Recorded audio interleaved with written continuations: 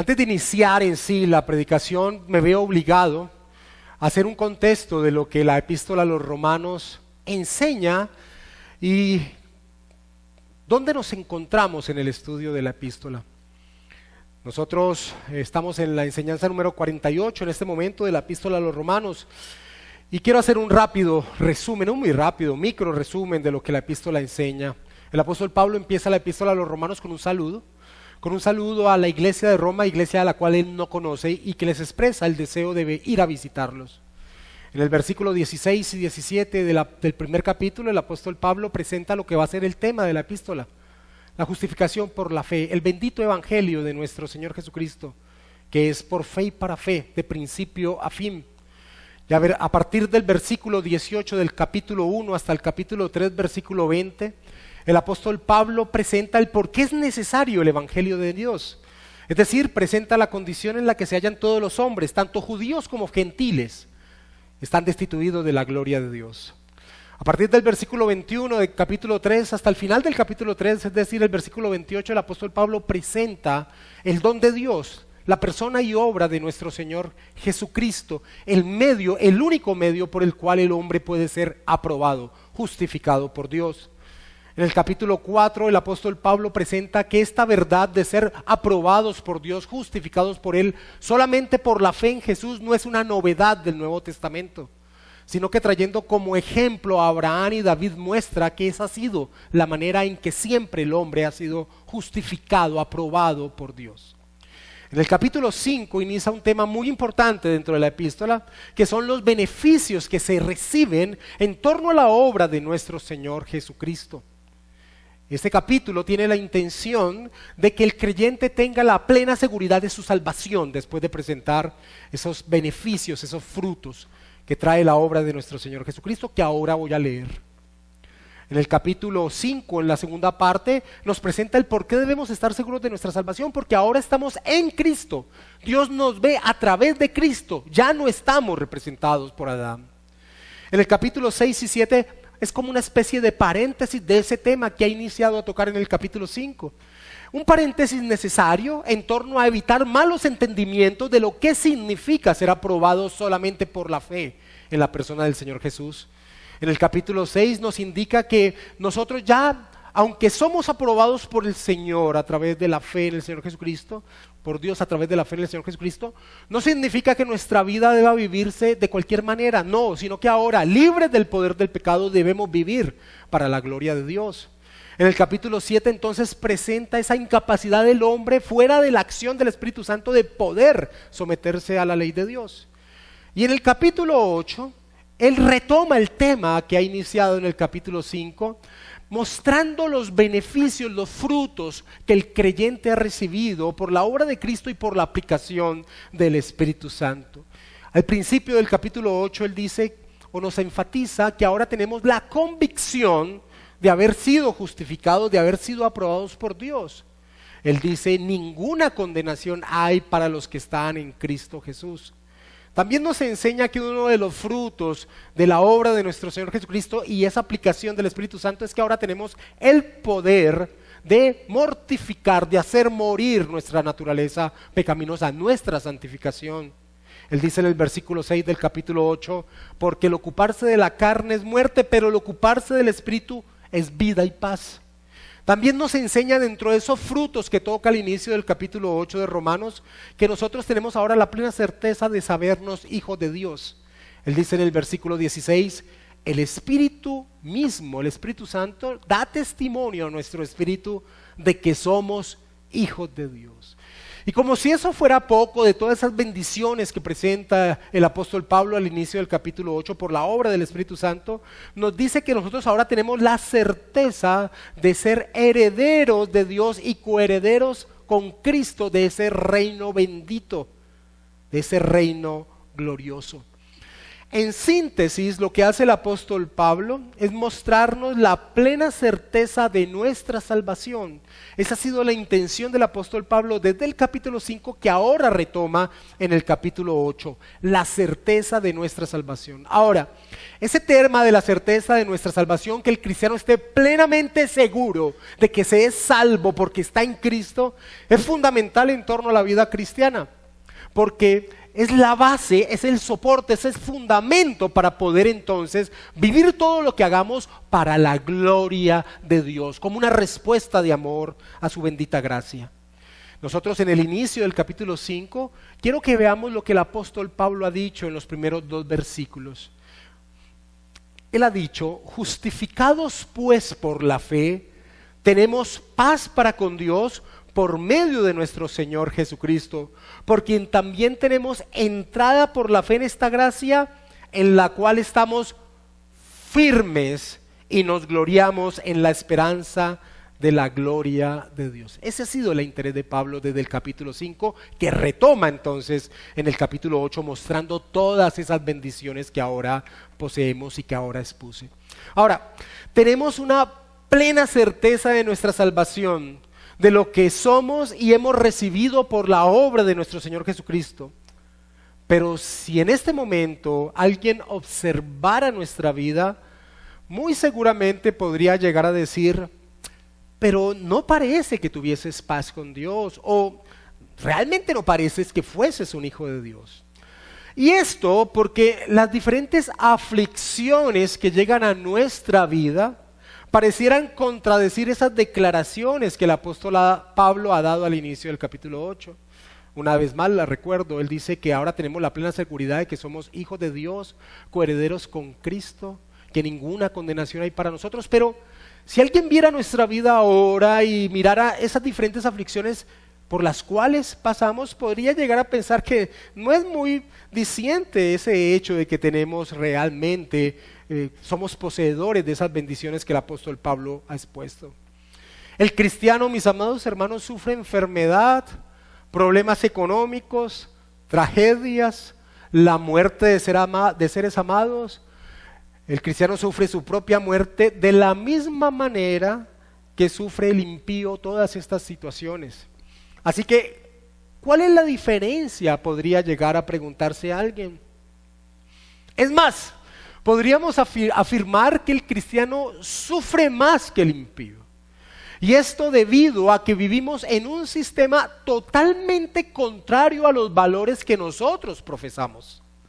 El comentarista bíblico Douglas Moo comenta lo siguiente en torno a este punto: como personas que se identifican con alguien que vino a trastornar los valores de este mundo, nuestro Señor Jesucristo, los cristianos compartirán inevitablemente el rechazo y las pruebas que experimentó el propio Cristo. La vida cristiana comprometida siempre sacará de quicio al mundo en algún momento, y es inevitable que haya fricción, termina diciendo Moo. Ahora, esto no debe ser una sorpresa para el cristiano, porque el mismo Señor Jesucristo nos lo dijo. Cuando Él estaba reunido con sus discípulos más cercanos, Él dijo: si fuerais del mundo, el mundo amaría lo suyo, pero porque no sois del mundo, antes yo os elegí del mundo, por eso el mundo os aborrece. Si a mí me han perseguido, también a vosotros os perseguirán. Así lo enseña Juan capítulo 15. Y el apóstol Pablo, cuando le escribe a Timoteo, le dice: todos los que quieran vivir piadosamente en Cristo Jesús padecerán persecución. Así que ante las diferentes aflicciones que enfrentamos, al igual que el no creyente, enfermedad, problemas económicos, la muerte, tragedias, ese tipo de situaciones le sumamos que vivimos en un sistema totalmente contrario a lo que son nuestros valores. Alguien que nos mirara y viera nuestros sufrimientos podría decir: pero realmente no pareces que fueses un hijo de Dios, que tuvieses paz para con Él. Es por ello que es fundamental lo que el apóstol Pablo señala al decirnos que somos herederos de Dios y coherederos con Cristo, que fue el tema que estudiamos la última vez que estuvimos frente a la epístola a los romanos. La última vez que estudiamos la epístola a los romanos estudiamos el versículo 17 del capítulo 8. Por favor, acompáñenme allí. Ese día colocamos por título a esa enseñanza: la perspectiva de la vida cristiana en un solo versículo. La perspectiva de la vida cristiana en un solo versículo. El versículo 17 de Romanos capítulo 8 es lo que se conoce como un versículo bisagra, es decir, un versículo que conecta lo que él ha venido tratando con un tema que va a introducir. El tema que ha venido tratando el apóstol Pablo es las gloriosas bendiciones que ahora tenemos al estar unidos a Cristo por la acción del Espíritu Santo. Pero en el versículo 17 introduce un tema que a muchos cristianos no les gusta escuchar, pero que es una realidad en torno a la vida en Cristo. Él dice en el versículo 17, y si hijos, también herederos, herederos de Dios y coherederos con Cristo, si es que padecemos juntamente con Él, para que juntamente con Él seamos glorificados. El apóstol Pablo introduce el tema del sufrimiento de la vida cristiana y lo hace al exponer las grandes bendiciones de las cuales somos receptores por la obra de nuestro Señor Jesucristo y la aplicación por parte del Espíritu Santo. Amados hermanos, así como nuestro Señor Jesucristo sufrió cuando estuvo en esta tierra, aquellos que estamos unidos a Él sufriremos aflicción en este peregrinaje hacia nuestra patria celestial. El apóstol Pedro en sus epístolas dice, para esto fuisteis llamados, porque también Cristo padeció por nosotros, dejándonos ejemplo, para que sigáis sus pisadas. Sin lugar a dudas, ya son nuestras las bendiciones que el apóstol Pablo ha expuesto al inicio del capítulo 8 de Romanos, que voy a volver a repetir. Somos justificados, aprobados por Dios, no hay duda de ello. Tenemos paz en torno a nuestra relación con Él. Tenemos entrada a su presencia, al lugar santísimo a través de la oración. Tenemos la capacidad por medio de su Santo Espíritu de santificar nuestra vida. Somos hijos de Dios, ya lo somos. Somos coherederos del glorioso reino de Dios. Pero estamos en camino hacia nuestra patria celestial. Estamos en camino hacia la posesión plena de estas verdades que ya nos pertenecen. Y mientras estamos en ese peregrinaje, las aflicciones de vivir en este mundo caído y de vivir en un sistema controlado por Satanás, contrario a lo que ya somos, sin duda llegarán a nuestra vida. La tensión de la vida cristiana es el ya, pero todavía no. El ya, pero todavía no. El ya de sabernos dueños de todas esas bendiciones, pero el todavía no de no poseerlas plenamente. Y en ese periodo de tiempo en el cual estamos viviendo todos nosotros, en ese periodo de tiempo en el que nos encontramos, hay una característica fundamental que el cristiano debe poseer en medio de este peregrinaje. Uno de los componentes de la llamada triada que expresa comúnmente el apóstol Pablo en torno a características que debe poseer el cristiano. Este componente es la esperanza, la certeza de aquello que nos pertenece, pero que aún no poseemos plenamente, pero que el día de su adquisición se acerca sin lugar a dudas. Esta característica, la esperanza, es precisamente lo que el apóstol Pablo expone a continuación de haber expresado que el sufrimiento es parte de la vida del cristiano en medio de este peregrinaje. ¿Y cómo lo va a hacer el apóstol Pablo? El apóstol Pablo va a colocar una balanza imaginaria donde va a sopesar las aflicciones de este peregrinaje temporal versus la gloria maravillosa que disfrutaremos y que se acerca. Versículo 18 de Romanos capítulo 8. Pues tengo por cierto, es decir, estoy plenamente seguro que las aflicciones del tiempo presente no son comparables con la gloria venidera que en nosotros ha de manifestarse. En esa balanza imaginaria que toma el apóstol Pablo, él sobrepesa estas dos realidades, pero al sopesarlas dice, no se puede comparar, no son dignas de colocar en una misma balanza. no son dignas de ser comparadas. La gloria que nos pertenece, que es eterna y que está por llegar, hace palidecer cualquier sufrimiento que podamos vivir en este paso temporal. Y quiero resaltar ese punto, porque yo sé que hay personas que están sufriendo en este momento y pruebas muy duras, pero lo que hace el apóstol Pablo es que la gloria en la cual se ha de manifestar en nosotros hace palidecer cualquier sufrimiento que podamos atravesar en este paso temporal. El apóstol Pablo, hablándole a la iglesia de Corinto, expresa esta misma realidad de la siguiente manera. Escúchame. Pablo les dice a los creyentes de la ciudad de Corinto: porque esta leve tribulación momentánea produce en nosotros una cada vez más excelente y eterno peso de gloria, no mirando nosotros las cosas que se ven, sino las que no se ven, pues las cosas que se ven son temporales, pero las que no se ven son eternas. Lo enseña el apóstol en 2 Corintios capítulo 4. Amados hermanos, el cristiano debe vivir su vida con la mirada puesta en el galardón, en lo eterno. El cristiano debe imitar la forma en que nuestro Señor Jesucristo enfrentó sus tribulaciones. Sin perder Romanos 8, acompáñame a Hebreos capítulo 12. Hebreos capítulo 12, versículo 2. El autor de Hebreos dice: para que imitemos al Señor, dice, puesto los ojos en Jesús, el autor y consumador de la fe, el cual, por el gozo puesto delante de él, sufrió la cruz, menospreciando el oprobio, y se sentó a la diestra del trono de Dios. Puesto los ojos en Jesús, el autor y consumador de la fe, el cual por el gozo puesto delante de él enfrentó la cruz. El cristiano, amados hermanos, debe tomar como ejemplo a los hermanos que nos han precedido en este peregrinaje.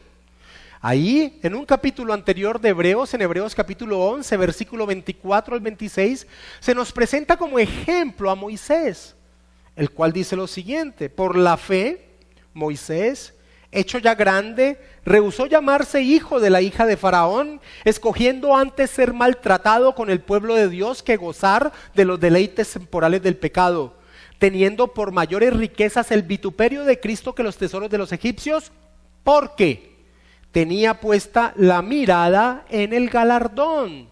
Porque tenía puesta la mirada en el galardón. Así que los cristianos debemos caminar en este peregrinaje con la mirada en el galardón que se acerca.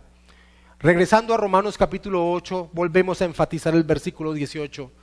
Pues tengo por cierto que las aflicciones del tiempo presente no son comparables con la gloria venidera que en nosotros ha de manifestarse. El apóstol Pablo nos dice que la gloria venidera no será como, no la experimentaremos como alguien parado que se deleita de esa manifestación de ese reino glorioso de Dios. No, eso no es lo que está diciendo el apóstol Pablo. El apóstol Pablo dice que nosotros somos parte de esa gloria que ha de manifestarse. Él dice que en nosotros ha de manifestarse. Somos parte de esa manifestación gloriosa que se ha de revelar cuando nuestro Señor Jesucristo regrese. Mira lo que le dice el apóstol Pablo en torno a este mismo glorioso punto a los cristianos en la iglesia de Colosas. En Colosenses capítulo 3, versículo 3 al 4, hay una expresión muy clara de lo que el apóstol Pablo quiere dar a conocer acá. Él les dice a los hermanos de la iglesia de Colosas lo siguiente, en Colosenses 3, versículo 3 al 4, porque habéis muerto y vuestra vida está escondida con Cristo en Dios. Sí, alguien nos puede ver ahora y decir, pero realmente no parece que fueses un hijo de Dios, ni que estuvieses en paz para con Él, porque todas estas cosas que te llegan parecieran decir lo contrario. Nuestra vida está escondida con Dios, pero mira lo que sigue diciendo Pablo en Colosenses 3. Cuando Cristo vuestra vida se manifieste, entonces vosotros también seréis manifestados con Él en gloria. Nuestro Señor Jesucristo dijo esta misma realidad. Él dijo, hablando de ese momento, entonces los justos resplandecerán como el sol en el reino de su Padre. Entonces los justos resplandecerán como el sol en el reino de su Padre. Alguien expresó lo siguiente: esta gloria vendrá a nosotros, entrará en nosotros y luego, tras habernos llenado y rodeado, se revelará en nosotros. Nosotros mismos seremos parte de esa gloria. Los redimidos la verán los unos en los otros. Los ángeles la verán en nosotros y serán llenos de acción de gracias y alabanza a Dios. Amados hermanos, en otras palabras, lo que acontecerá en nuestro propio ser es parte de la manifestación del reino de Dios que está por llegar. Cuando esa verdad está presente continuamente en nuestro entendimiento, cuando esta realidad que el apóstol Pablo presenta está continuamente en nuestro pensar, las aflicciones del tiempo presente, aunque dolorosas, no nos destruyen o paralizan, porque la esperanza nos permite salir de ese estado de aflicción y dolor. Es como cuando Jeremías decía lo siguiente: bendito el varón que confía en Jehová y cuya confianza es Jehová, porque será como el árbol plantado junto a las aguas, que junto a la corriente echará sus raíces y no verá cuando viene el calor, sino que su hoja estará verde y en el año de sequía no se fatigará ni dejará de dar su fruto. Pues tengo por cierto que las aflicciones del tiempo presente no son comparables con la gloria venidera que en nosotros ha de manifestarse. Una vez más traigo a Douglas Moo expresando: el apóstol asume el hecho del sufrimiento como el telón de fondo oscuro sobre el que brilla con intensidad luminosa el glorioso futuro prometido a los cristianos. El dolor de este tiempo presente, comparado con la gloria que ha de venir, no tiene ese punto de peso de comparación.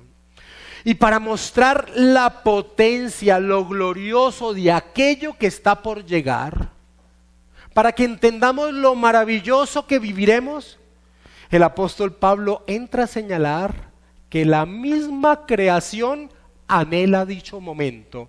Versículo 19 al 22 de Romanos capítulo 8. Porque el anhelo ardiente de la creación es el aguardar la manifestación de los hijos de Dios.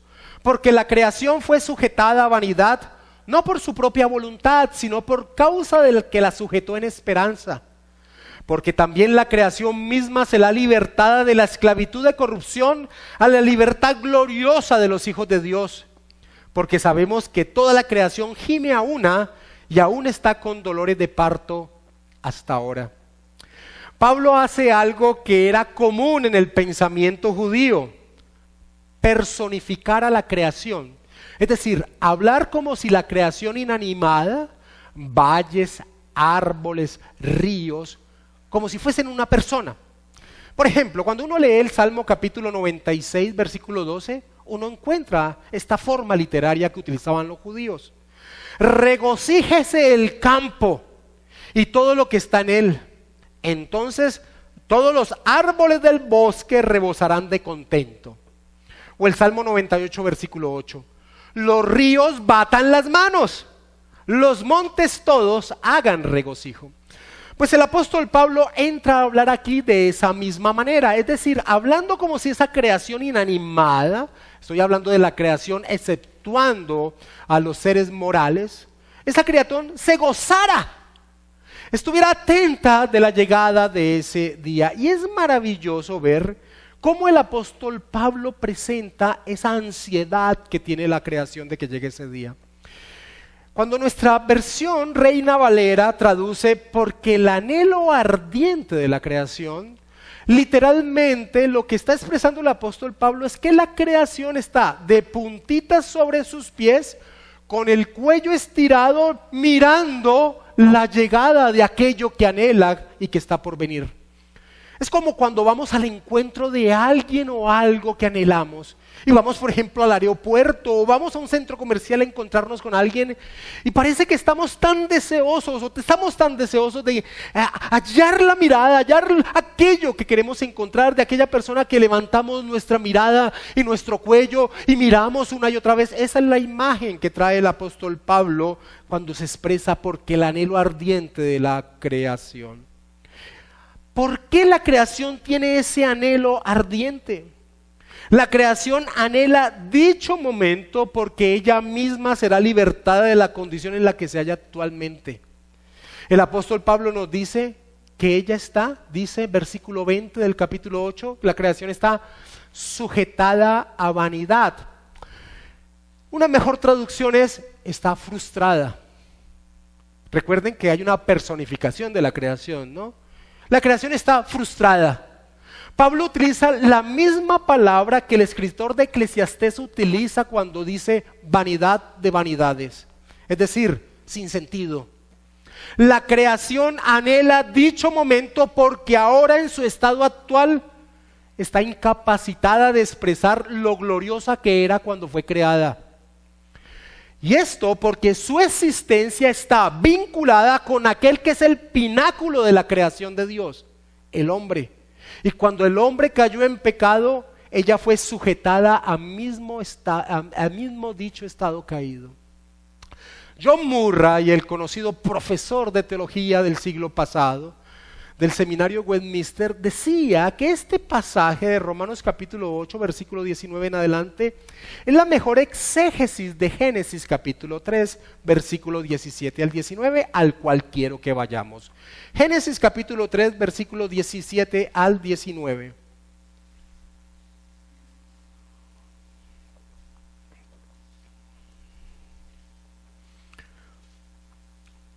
La creación anhela dicho día porque ahora está frustrada, porque fue sujetada a un estado sin sentido.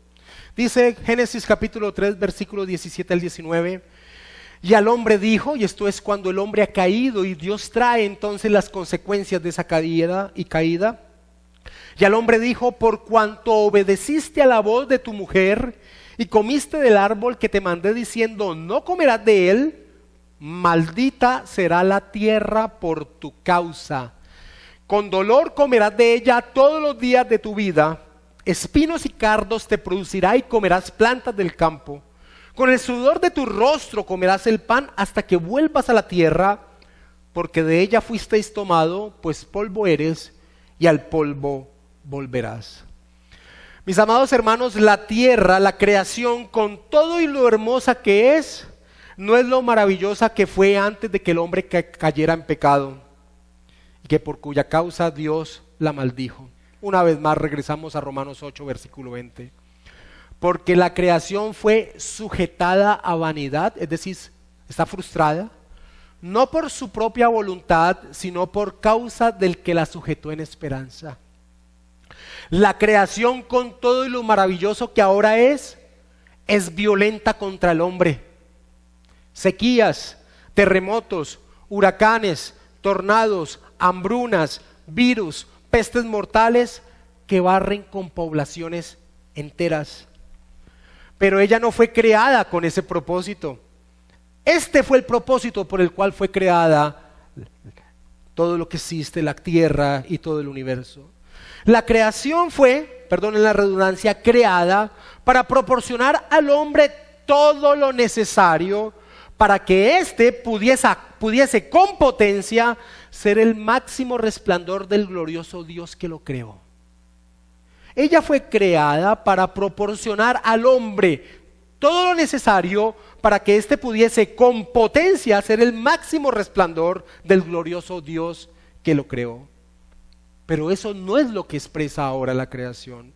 Es por eso que la creación está de puntitas con el cuello estirado, anhelando la llegada de aquel día cuando los hijos de Dios sean manifestados en gloria. Versículo 21.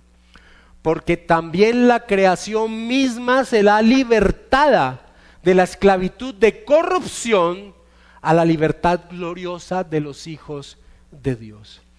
Ahora, ella anhela, en esa personificación que utiliza el apóstol Pablo, la creación anhela ese día cuando pueda expresar lo gloriosa que es. Ahora lucha por hacerlo, pero está sujeta a la corrupción. Martyn Lloyd-Jones expresó el estado actual de la creación y su frustración a través de estas hermosas palabras. Escucha. Martyn Lloyd-Jones decía: me pregunto si el fenómeno de la primavera nos suministra parte de la respuesta de lo que sucede con la naturaleza. Todos los años la naturaleza hace un esfuerzo para renovarse a sí misma, por así decirlo, a fin de producir algo que es permanente. Acaba de salir de la muerte y la oscuridad que caracteriza a todo lo relacionado con el invierno. En la primavera parece estar tratando de dar a luz una creación perfecta, como si año tras año pasara por una serie de dolores de parto.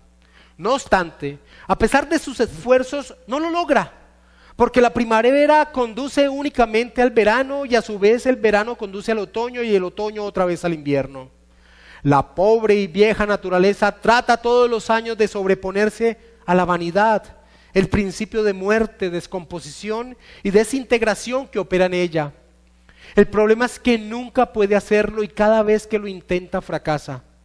Ella sigue tratando como si sintiera que las cosas deberían ser diferentes y mejores, pero nunca tiene éxito, termina diciendo Lloyd-Jones.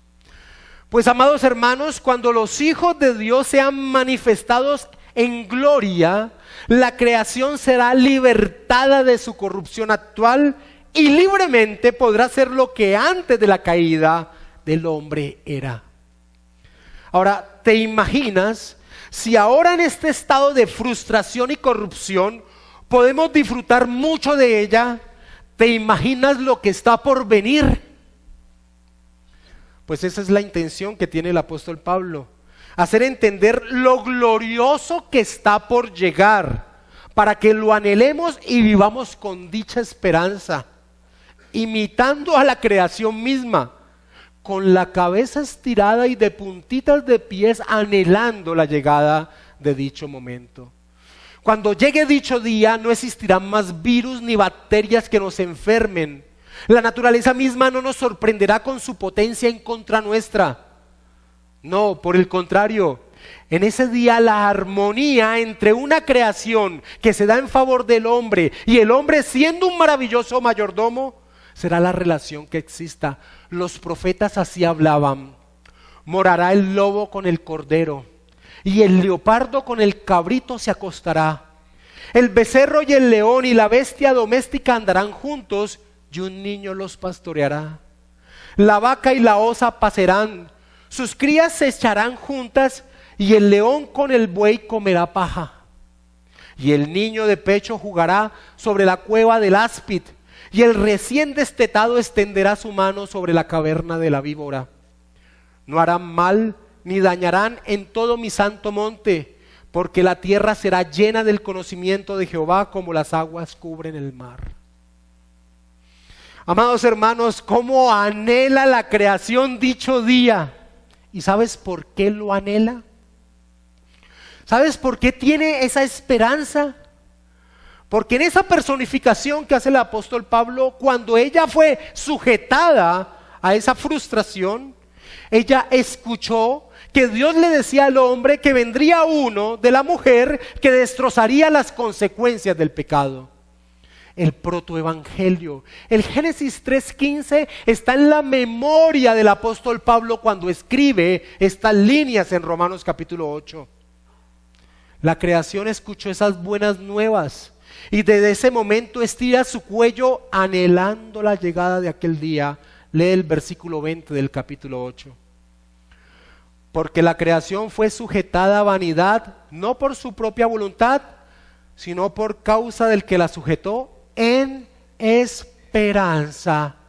En esperanza. Por ello ella estira su cuello, mirando y anhelando la llegada de aquel día. La creación anhela dicho día, pero ahora está frustrada, ahora sufre. Pero la esperanza le permite continuar, la esperanza le permite seguir estirando su cuello. Es como la mujer embarazada que sufre dolores y gime. Pero el anhelo del bebé que está por llegar hace que dicho dolor sea contrastado con la alegría que experimentará. Y esa es la analogía, la simbología que trae el apóstol Pablo a continuación, versículo 22 de Romanos 8. Porque sabemos que toda la creación gime a una y aún está con dolores de parto hasta ahora. Pero en medio de esa frustración, la esperanza hace, en esa personificación que trae el apóstol Pablo, que la creación siga adelante, estirando su cuello, anhelando la llegada de dicho día. Pues mis amados hermanos, si esta personificación de la creación expresa la potencia de la esperanza, pues mucho más nosotros, los hijos de Dios, los coherederos con Cristo del reino glorioso, aquellos en los cuales se ha de manifestar la gloria, debemos apropiarnos de ella, de la bendita esperanza. Y es precisamente lo que Pablo pasa a señalar, versículo 23 al 25. Y no solo ella, sino que también nosotros mismos, que tenemos las primicias del Espíritu, nosotros también gemimos dentro de nosotros mismos, esperando la adopción, la redención de nuestro cuerpo. Porque en esperanza fuimos salvos, pero la esperanza que se ve no es esperanza, porque lo que alguno ve, ¿a qué esperarlo? Pero si esperamos lo que no vemos, con paciencia lo aguardamos. El apóstol Pablo señala cómo esta también debe ser una característica del cristiano. Aferrarse a la esperanza, a la certeza de aquello que ya es nuestro y que está por llegar. Y esto con la potencia que significa el que se nos ha dado un adelanto de dicha gloria. Se nos ha dado un adelanto de dicha gloria que en nosotros ha de manifestarse. ¿Y sabes cuál es ese adelanto? El bendito Espíritu Santo morando en nuestro ser. Él dice en el versículo 23, y no solo ella, sino que también nosotros mismos que tenemos las primicias del Espíritu. El apóstol Pablo, cuando habla de primicias, está utilizando ese término agrícola que significaba aquello que solo era la primera parte de la cosecha entera. Pablo está diciendo, el Espíritu Santo morando en tu ser solo es una pequeña parte de lo que sucederá, se manifestará en ti mismo. Así lo expresa el apóstol Pablo a la iglesia de Efesios. Acompáñame a Efesios capítulo 1, versículo 13 al 14. Utiliza otro término para señalar exactamente lo mismo. A las iglesias del Asia Menor les decía en Efesios 1, versículo 13 en adelante, en Él, es decir, en Cristo, también vosotros, habiendo oído la palabra de verdad, el evangelio de vuestra salvación, y habiendo creído en Él, fuisteis sellados con el Espíritu Santo de la promesa, que es las arras de nuestra herencia hasta la redención de la posesión adquirida para alabanza de su gloria. Pablo a las iglesias del Asia Menor les habla de las arras, es decir, una pequeña parte de lo que será nuestro. Y eso es con la intención de que podamos anhelar e imaginar lo glorioso de nuestra herencia. Si el Espíritu Santo que ahora mora en nuestro ser son las primicias, son las arras de nuestra herencia, es decir, una pequeña parte, ¿tú te imaginas que será la plenitud de lo que en nosotros ha de manifestarse? Si el apóstol Pablo ha mostrado en todo el inicio del capítulo 8 de Romanos los maravillosos frutos del Espíritu Santo, y esto es solo una pequeña parte de lo que se manifestará en nuestro ser, ¿te imaginas la potencia de lo que significará, lo que se manifestará en nuestro ser? La presencia del Espíritu de Dios morando en nuestro ser es lo que nos hace anhelar ese momento. No solo porque nos da la convicción de esta verdad que está por llegar, sino porque el hecho de que ahora mismo su presencia nos capacita para empezar a hacer lo que debemos ser. Es decir, el Espíritu Santo ahora en nuestro ser nos permite mortificar nuestra naturaleza pecaminosa, hacerla morir. Ese mismo poder, esa misma realidad que ahora poseemos hace que anhelemos dicho día. Porque al igual que la creación, el pecado aún presente en nuestro ser, la corrupción aún presente en nuestro ser nos frustra, pues no nos permite ser lo que deberíamos ser y para lo cual fuimos creados. Así que también junto con la creación gemimos dentro de nosotros mismos, anhelando el momento en que el pecado no tenga relación con nuestra existencia y con potencia expresar en medio de una creación maravillosa el glorioso Dios nuestro. Así que la presencia del Espíritu Santo aún mismo nos hace entender y gemir, porque si ahora tenemos el poder de mortificar nuestro pecado, pero el pecado sigue haciéndose presente, anhelamos el momento cuando ya no esté presente y podamos glorificar a nuestro Dios, y gemimos dentro de nosotros. Versículo 23, y no solo ella, sino que también nosotros gemimos, sino que también nosotros mismos que tenemos las primicias del Espíritu, nosotros también gemimos dentro de nosotros mismos, esperando la adopción, la redención de nuestro cuerpo. Esa última frase hay que explicarla, porque el apóstol Pablo ya nos ha dicho que somos hijos de Dios. ¿Cómo así que esperando la adopción si ya ha dicho que somos adoptados? Lee el versículo 14 y 16 de Romanos 8. Porque todos los que son guiados por el Espíritu de Dios, estos son hijos de Dios. Pues no habéis recibido el espíritu de esclavitud para estar otra vez en temor, sino que habéis recibido el espíritu de adopción, por el cual clamamos Abba Padre. El Espíritu mismo da testimonio a nuestro espíritu de que somos hijos de Dios. ¿En qué sentido entonces Pablo al final del versículo 23 dice que estamos esperando la adopción, la redención de nuestro cuerpo? Mis amados hermanos, es una realidad que somos hijos de Dios. Ese es un derecho, una plena potestad que se nos ha dado. Dios nos disciplina como a hijos. Pero según el pensamiento judío, un hijo es aquel que refleja a su padre en todo. Por eso en Juan capítulo 5, cuando el Señor Jesucristo dice que Él es hijo de Dios, los judíos entendieron que Él se estaba haciendo igual a Dios. Porque en el pensamiento judío, un hijo es aquel que refleja a su padre en todo. Y esa es una frustración actual para los hijos de Dios, pues no reflejamos a nuestro Padre en todo. Pero cuando el Señor regrese, nos dará un cuerpo glorioso, libre de la presencia corrupta del pecado y de sus consecuencias, y en aquel día nuestra adopción como hijos se manifestará plenamente.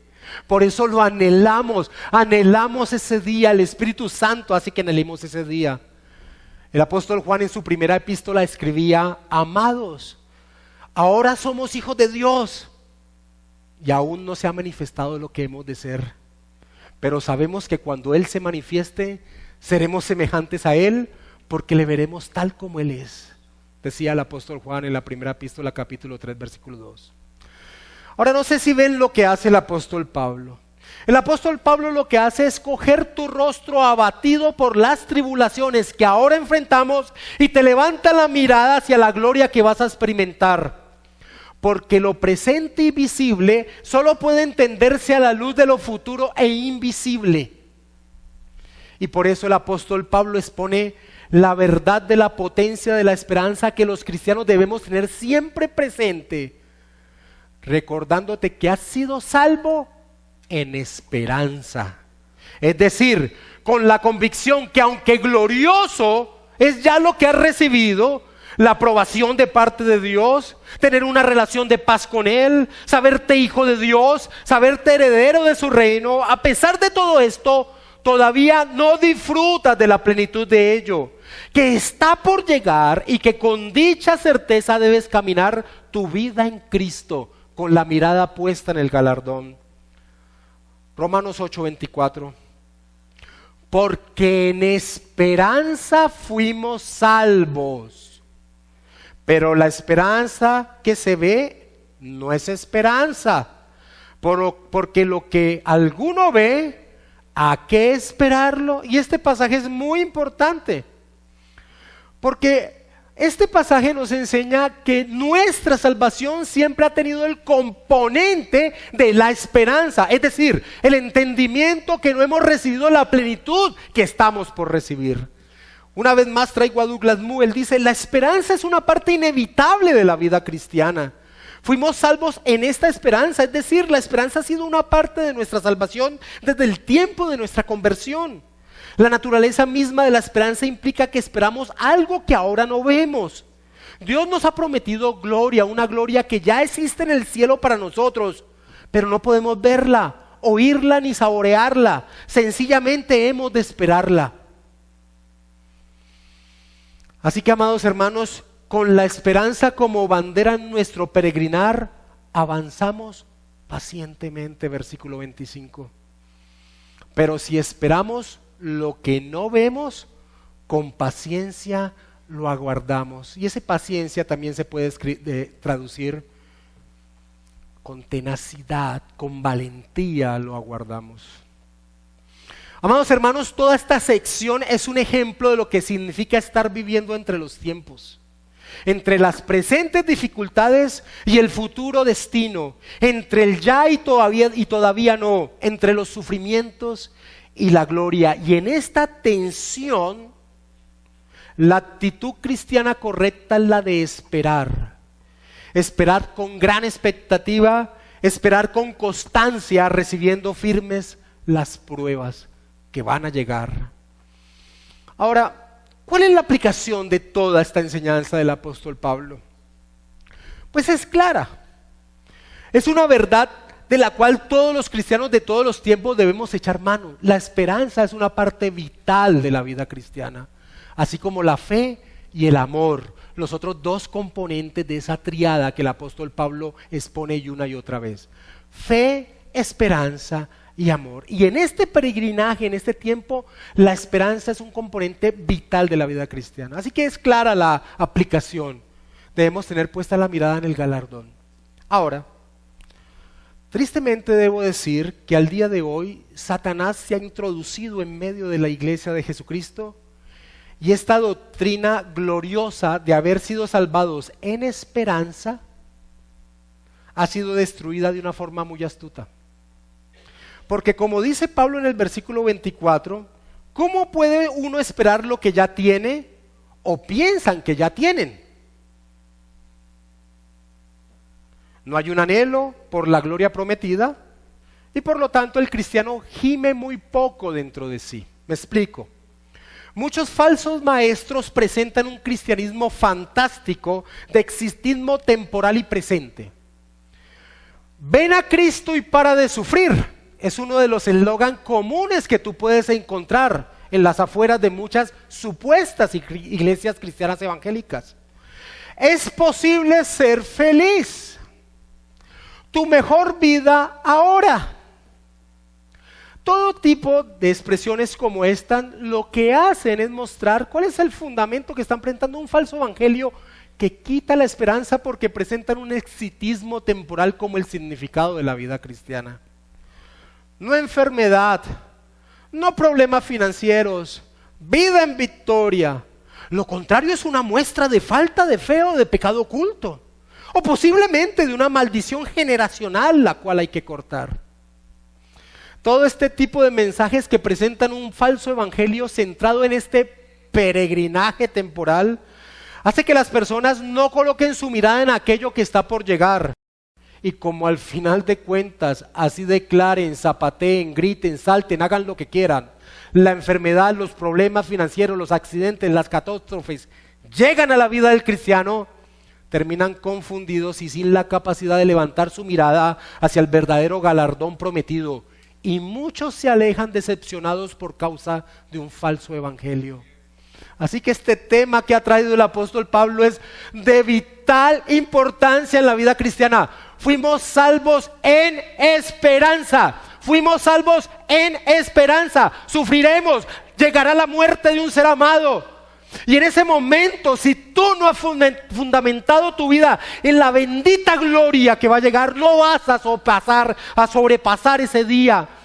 Vas a terminar negando al Señor.